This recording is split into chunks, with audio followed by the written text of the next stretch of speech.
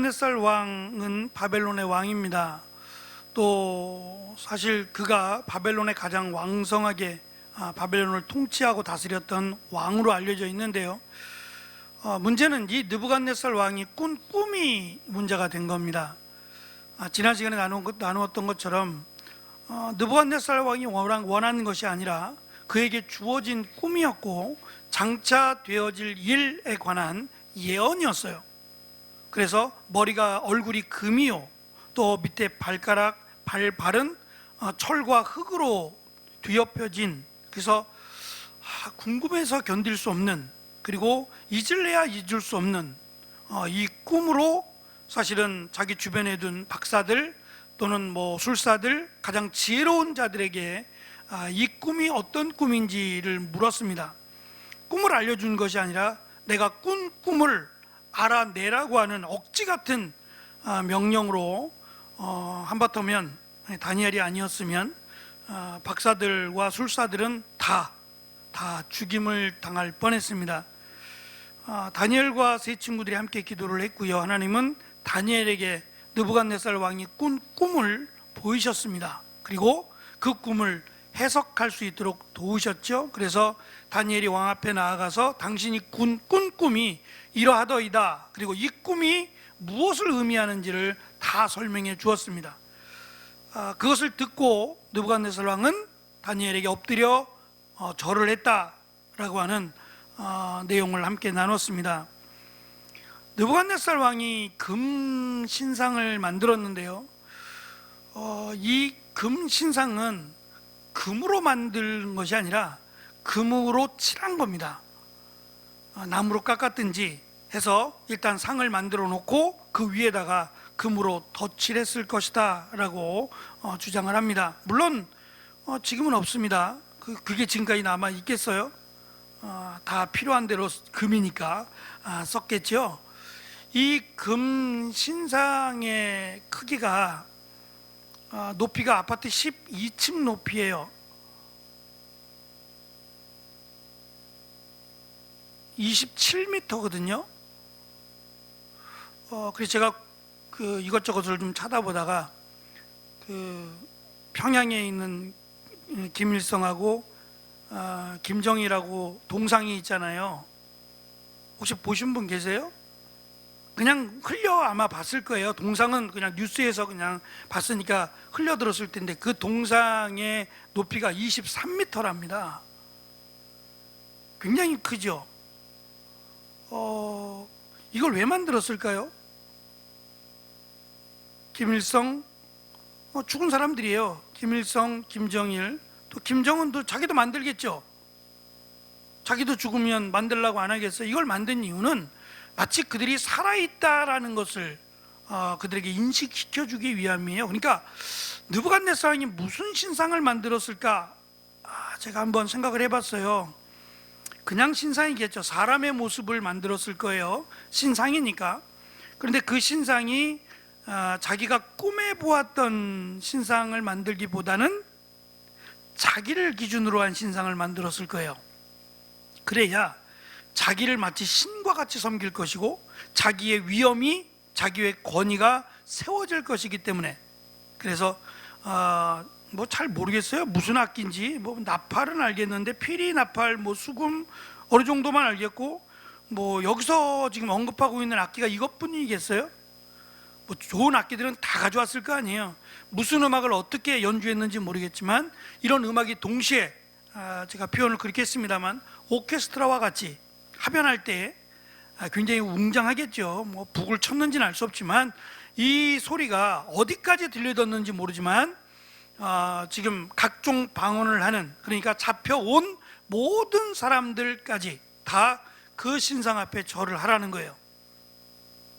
근데 그 신상이 자기를 닮은 신상이라면 느부갓네살 왕은 마치 자신을 신과 같이 경배하게 만들려고 하는 목적이 있었을 거예요. 왜 이걸 만들었을까? 왜 금신상을 만들었을까? 제가 페이퍼에 적었습니다만 2장의 꿈과, 자기가 꾼 꿈과 관련이 있을 거예요. 그러니까 그 꿈이 처음에는 금이요, 그 다음엔 은이요, 그 다음엔 동이요, 이렇게 변하잖아요. 나라들이 변한다는 거예요. 근데 이 신상을 만들어서 변하지 않게 하겠다는 거예요. 원래 꿈대로라면 그렇게 나누어서 만들었어야 돼요. 만약에 꿈대로 하나님이, 다니엘이 하나님이 보여주시고 해석해 주신 그 꿈대로 만들 거라면, 그것이 목적이면 그렇게 만들 거예요. 얼굴 부분은, 머리 부분은 금이요, 그 다음 가슴 부분은 뭐 은이요, 이렇게 만들어야 되는데 전혀 그렇지 않잖아요. 그러니까 전체를 다, 신상 전체를 다 금으로 덧칠해 버렸으니 이대로, 이 나라가 이대로 그냥 유지될 것을 바라고 소망하면서 신상을 세운 거예요. 그러니까 앞에서 제가 말씀을 드렸지만 다니엘에게 엎드려 절한다고 해서 그의 하나님을 인정한 거 아니에요. 만약에 인정했다면 그 다음 이제 그들이 고발해서 다니엘의 세 친구들 하나냐와 아사랴와 미사랴가 붙잡혀서 극렬히 타는 풀무 속으로 들어가잖아요.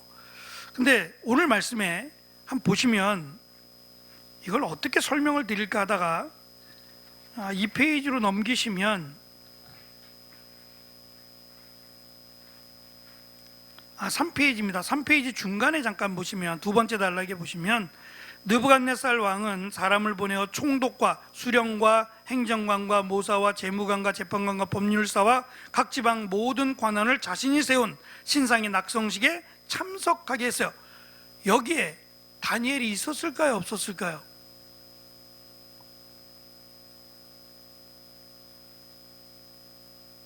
오늘 읽은 말씀 7절 그리고 그 다음에 이어지는 내용에는 다니엘의 세 친구들만 잡혀간단 말이에요. 그럼 둘 중에 하나겠죠. 다니엘은 절을 했다.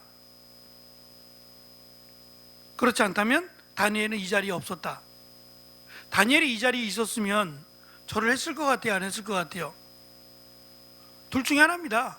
했다 안 했다 기권은 없어요. 했을 것 같아요, 안 했을 것 같아요? 안 했다고 해주세요. 안 한 것 같죠? 다니엘서 전체를 보면 했을 리가 없죠. 그러면 이 자리에 있었으면 분명히 안 했을 것이고, 안 했다면 혼자 서 있는 거 아니에요? 그러면 분명히 문제가 됐을 텐데 어떠한 이유인지는 밝히지 않아요. 어떠한 이유에서인지, 그러니까 이 나라에 없었고 어디론가 가 있었는지, 특별히 포상을 받았겠지 않겠어요? 상을 받아서 자기 고향으로 내려갔든지 이 자리에 없었을 가능성이 충분하잖아요. 그죠? 지난번에 뭐 온갖 보물이나 뭐 이런 것들을 줬잖아요. 그러면 다니엘이 이것을 집에다 두겠어요? 또 휴가도 주지 않았겠어요? 그러면 이 좋은 물건을 가지고 다니엘만 잡혀오진 않았을 테니까 다니엘과 관련된 친척들이 또 있지 않겠어요? 그 사람들에게도 골고루 나누어 주고, 또 오랜만에 본인이 교육받은 기간이 3년, 또 그 이후에 한 번도 내려가 보지 못했을 거 아니에요, 집에는. 그러니까 이참에 왕이 포상휴가를 줘서, 제 생각이에요, 제 생각입니다, 이 자리에 없었다고 하니까, 이 자리에 없었다라고 하는 걸 전제로 한다면 없어야 될 이유는 지난번에 다니엘을 통해서 굉장히 흡족한 만족감을 누렸잖아요, 왕이. 그러니까 왕이 줄 수 있는 범위 내에서 며칠 동안 다녀와라, 충분히 그럴 가능성이 있잖아요. 그러니까 그동안 다니엘이 뭐 고향을 다녀오던 뭐 모르겠어요, 병들어서 안 나왔는지는. 근데 지금 왕이 좀 아프다 그래서 나오지 말라 그랬겠어요? 그건 아니었단 말입니다. 그러니까 아마도 지금 이 도성에, 바벨론 도성에는 없지 않았을까라고 하는 추측도 그냥 가져봅니다. 있었다면 친구들도 절을 안 했는데 다니엘이 절을 했겠냔 말이에요. 역시 안 했겠죠. 그러니까 이 자리에 없었으니까 절하지 않았다라고 그냥 이해를 하겠습니다. 1페이지로 다시 돌아가면 밑에 세 번째 단락입니다. 실제로 고대 왕들은 신상을 만들어서 자신을 칭송하게 했으며 통치권을 영속하도록 했어요. 신상을 만들면서 거기에 자신의 업적을 기록하여 사람들이 그를 숭배하고 그의 힘을 찬양하게 했습니다. 우리나라의 역대 왕들도 신상을 세우는 거 아세요? 신상이라고 하긴 뭐라고, 상을 만들어요. 상을 만들어서 청남대에 거기 가면 역대 왕들의 상들이 이렇게 있어요. 그러니까 실제보다 조금 더 커요.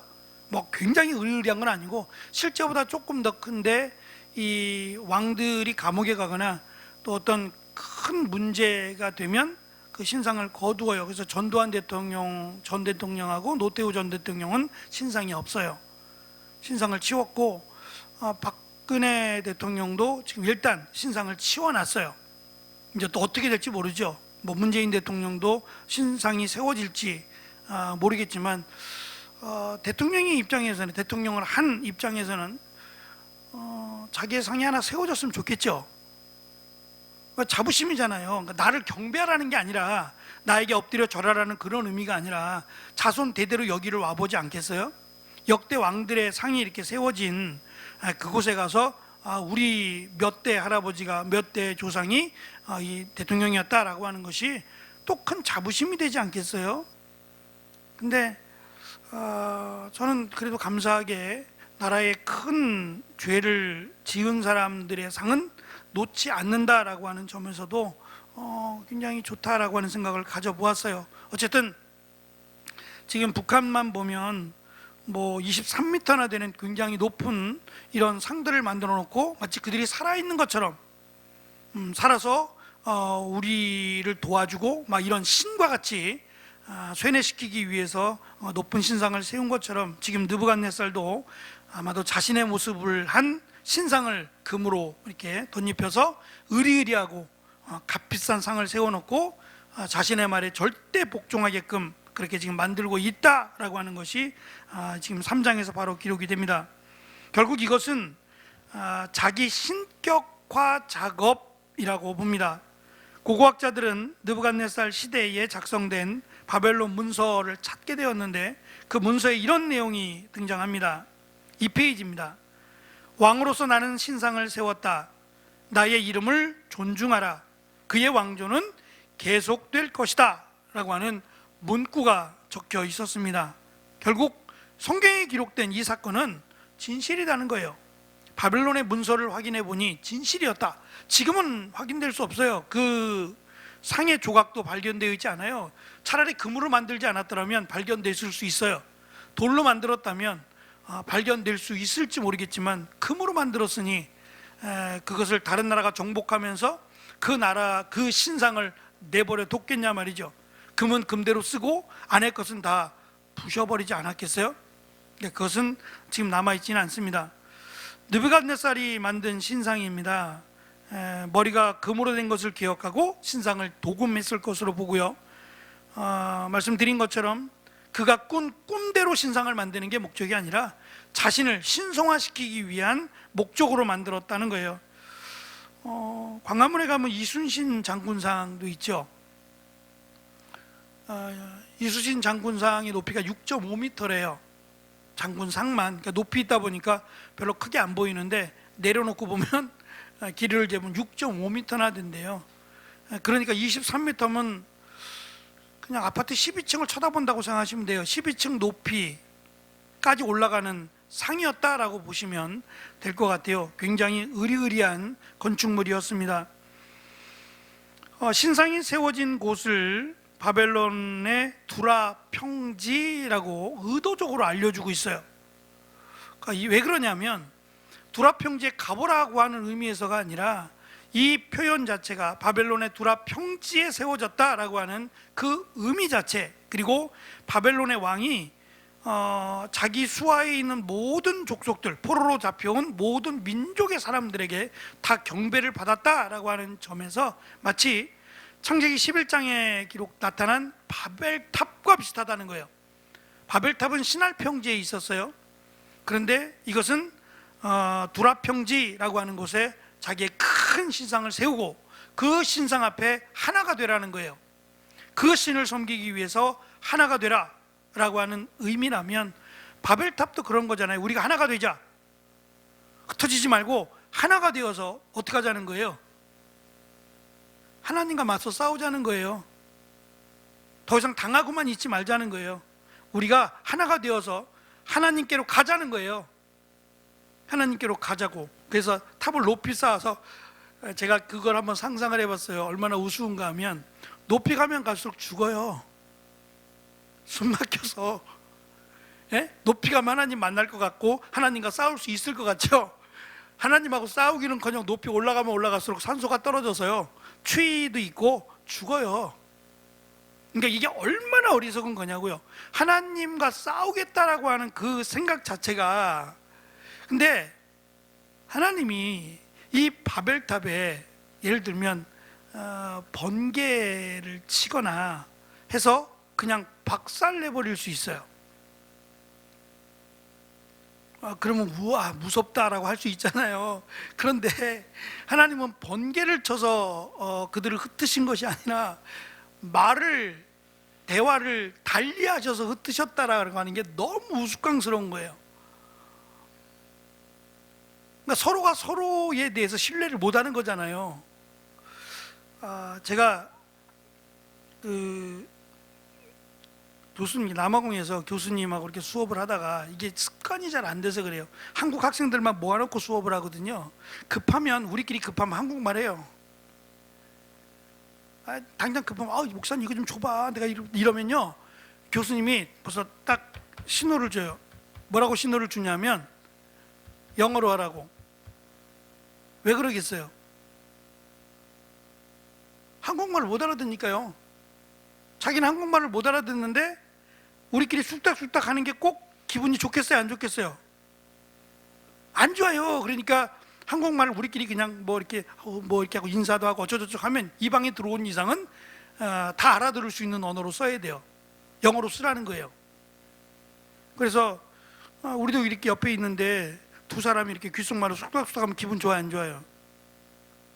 내 얘기 하나보다 그럴 수도 있잖아요. 그건 아닌데, 그것처럼 이 서로 대화가 안 된다는 얘기는 불편한 거고 신뢰가 안 되는 거예요.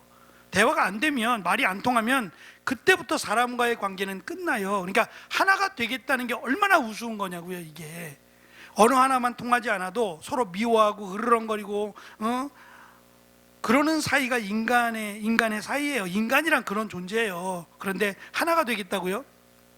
그것 자체가 말도 안 되고, 하나님을 대적한다는 것 자체가, 하나님은 분명히 물로 심판하지 않겠다고 약속을 했음에도 불구하고 하나님 물로 심판하시면 우리는 이길 수 있다라고 하면서 올라간 거잖아요. 이제는 홍수가 와도 우리는 당하지만은 않겠다라는 생각 아닙니까? 그러니까 그것처럼 지금 신상을 27m나 되는 신상을 만든 것은 우리의 신이 더, 하나님보다 우리의 신이 더 크니까 이 신상을 이길 만한 신이 어디 있겠는가라는 거예요. 그게 인간의 생각이에요. 이러한 어마어마한 신을 누가 감히 이기겠는가라고 하는 것을 느부갓네살이 자랑하고 있는 거죠. 결국 무너집니다. 무너지고 망하죠. 결국 이것을 기록한 이유는 3페이지에 있는 것처럼 제가 밑줄을 쳤습니다. 그의 시도가 하나님께서 보실 때 합당하지 않다라고 하는 사실을 의도적으로 기록자는 전달하려는 것 같습니다. 필시 느부갓네살은 모든 민족을 통합하여 왕이 되려는 야욕을 가지고 이 신상을 세웠습니다. 앞에서 언급한 대로 그의 신상을 세움으로 자기 이후에 다른 나라가 등장하는 것을 차단하려고 했을 겁니다. 따라서 그가 신상을 세운 것은 하나님의 계시가 망한다, 그 다음에 나라가 온다라고 하는 것을 이루어지지 못하게 하려고 하는 목적을 가지고 만들었다는 거예요. 느부갓네살 왕은 각양각색의 모든 사람들이요, 어떠한 그 일을 하던 간에 모든 사람들을 이 낙성식에 참여하게 합니다. 그리고는 온갖 음악을 연주할 때 그 음악에 맞춰서 다 엎드려 절하라고 말을 합니다.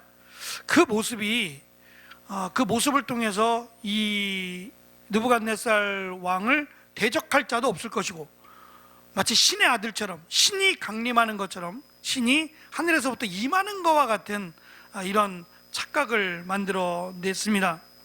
그리고 왕이 명령합니다. 백성과 나라들아, 각 언어로 말하는 자들아, 왕이 너희 무리에게 명하시나니 너희는 나팔과 피리와 수금과 심연금과 양금과 생황과 및 모든 악기를 들을 때에 엎드려 느부갓네살 왕이 세운 금신상에게 절하라.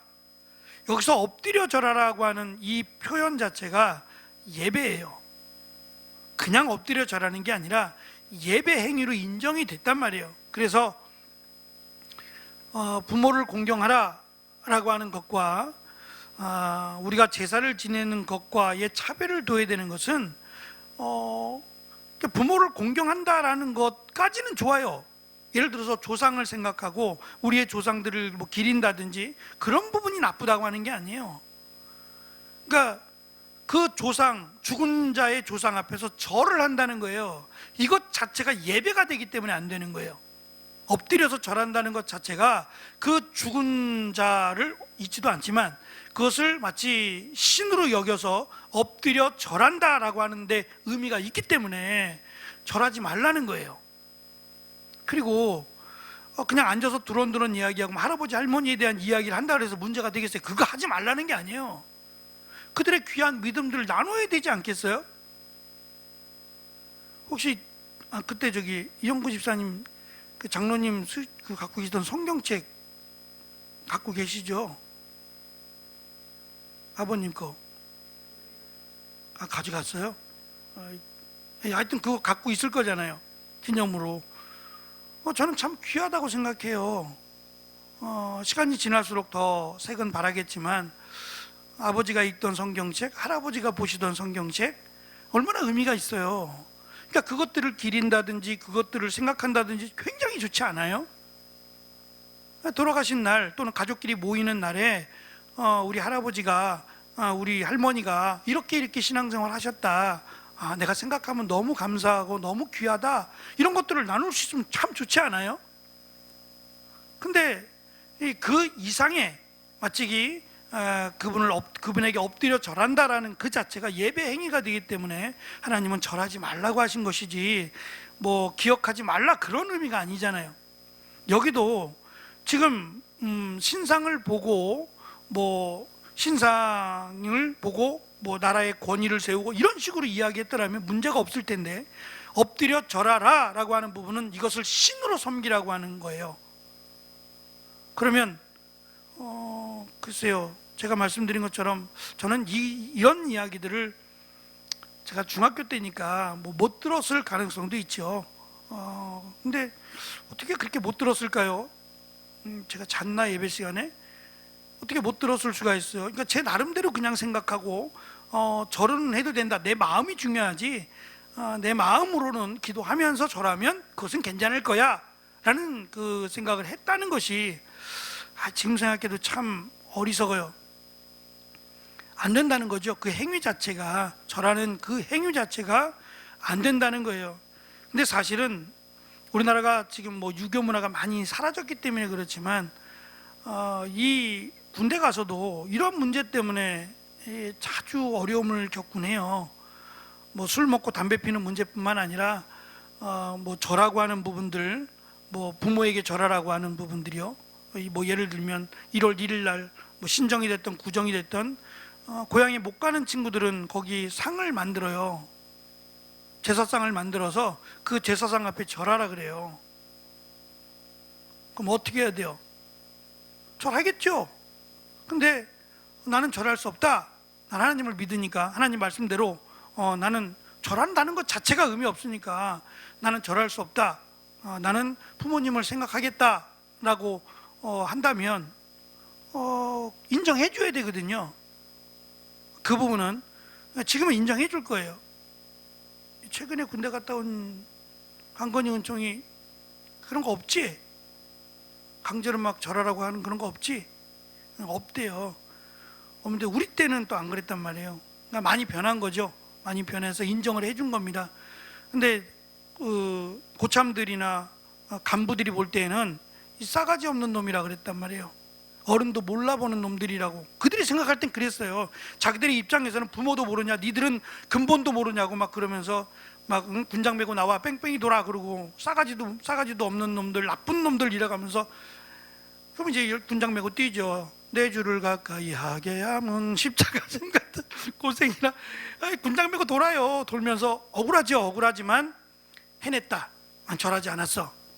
그러면 이제 그런 일이 생기면 의뢰이 한 번만 더 하면 되니까, 그 다음 해 한 번만 더 지나가면 제되니까 그렇긴 하지만, 의뢰이 이제 한번 그렇게 되고 나면 다음에도 조금 더 자신감이 붙죠.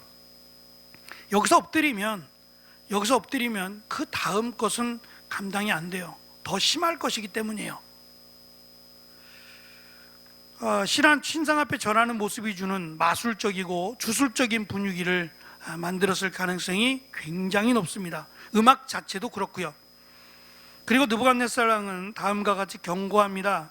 누구든지 엎드려 절하지 아니하는 자는 즉시 맹렬히 타는 풀무불에 던져 넣으리라. 이 말은 풀무불이 어떻다는 걸 안다는 거예요. 말하지 않아도 풀무불이 어떻다는 걸 아니까 그것에 대한 공포를 가지고 절할 수밖에 없도록. 그리고 풀무불이 있는데 그까짓 거 절 한번 한다고 절하는 게 낫죠. 풀무불에 들어가서 죽는 거니까 죽기보다는 차라리 절하는 게 낫지 않겠어요? 그들이 생각할 때 말입니다. 그런데 지금 느부갓네살 왕은 엄포하는 거예요. 절해야 된다는 거죠, 반드시. 왜냐하면 그 신상 자체가 자기를 상징하는 건데, 그럼 자기의 권위에 복종하지 않겠다는 얘기는 죽어야 된다는 의미를 담고 있으니까 극렬히 타는 풀무에 던져 넣겠다라고 하는 경고를 던집니다. 그리고 아마도 그것을 보여줬을 것이라는 거예요. 풀무불을 최대한 강력하게 점화시키고 불이 맹렬하게 타게 만들어서 불꽃이 밖으로 퍼져나가는 모습을 백성들에게 보여주면서 이 말을 했을 거예요. 그 다음 내용을 보면 가까이 가서 타 죽었잖아요. 이게 좀 지나치도록 한 거예요. 그러니까 보여주기 식이에요. 가까이만 가도 타 죽을 정도의 극렬히 타는 풀무를 만들어 놓고 절하지 않으면 이라고 하는 경고를 한 겁니다. 여기에 누가 대항을 하겠어요? 이건 목숨을 무조건 걸어야 되는 겁니다. 까짓 거 절 한번 하면 되지. 매일 하라는 것도 아니고 지금 잠깐만 하면 되는 건데 그까짓 거 잠깐 절하고 살지. 그거 잠깐 때문에 목숨을 걸어야 된다는데 누가 감히 절하지 않겠는가? 라고 하는 것을 지금 보여줍니다. 7절을 보면 느부갓네살 왕이 세운 금신상에 모두 다 엎드려 절한다 라고 하는 내용을 기록을 합니다. 절할 수밖에 없다는 거죠. 누가 여기에 목숨을 걸겠는가? 오히려 금으로 만든 그 엄청난 신상 앞에 절을 하면서 그 신이 우리에게 복 주기를 그렇게 바라고 염원하지 않았겠어요? 그런데 그건 신이 될 수 없다는 거죠.